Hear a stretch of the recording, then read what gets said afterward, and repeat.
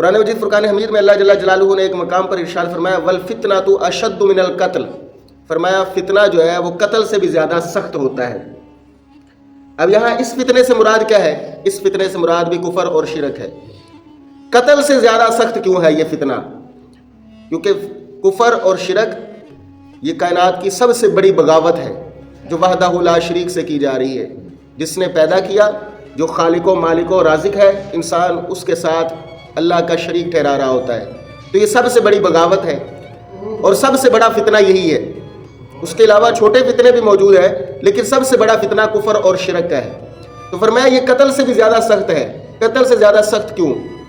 کہ ایک بندہ اگر قتل کو ناجائز سمجھتا ہے، لیکن جانے انجانے میں اس سے کسی آدمی کا قتل ہو جاتا ہے، وہ اس کو حلال نہیں سمجھتا تھا لیکن اس سے قتل ہو گیا۔ اب قتل ہونے کی صورت میں قیامت کے دن اللہ تعالیٰ اس کو جہنم میں ڈالے گا، عذاب دے گا کہ اس نے قتل کیا تھا۔ لیکن ایک دن ایسا ہوگا کہ وہ اپنی سزا بھگتنے کے بعد جہنم سے باہر نکال لیا جائے گا اور جنت میں ایک دن داخل ہو جائے گا۔ اور جو فتنہ پھیلانے والے، کفر اور شرک کرنے والے ہیں، ان کے لیے تو قطعاً کوئی گنجائش نہیں ہوگی کہ یہ جہنم سے نکالے جائیں۔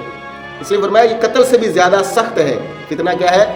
قتل سے بھی زیادہ سخت ہے کہ قاتل قتل کرنے والا تو جہنم سے نکالا جا سکتا ہے، لیکن اللہ کے ساتھ شرک کرنے والا، بتوں کی پوجا کرنے والا، گائے کی پوجا کرنے والا، دیوی ماتا کی پوجا کرنے والا، گنگا جمنا کی پوجا کرنے والا، جو بھی اس طرح کی پوجا کرنے والا، یا سورج چاند ستاروں کی پوجا کرنے والا، آگ کی پرستش کرنے والا، یا مزارات کی پرستش کرنے والا، پیروں کی پرستش کرنے والا، جو بھی اس قسم کا بندہ ہوگا وہ کبھی بھی جنت میں نہیں جائے گا۔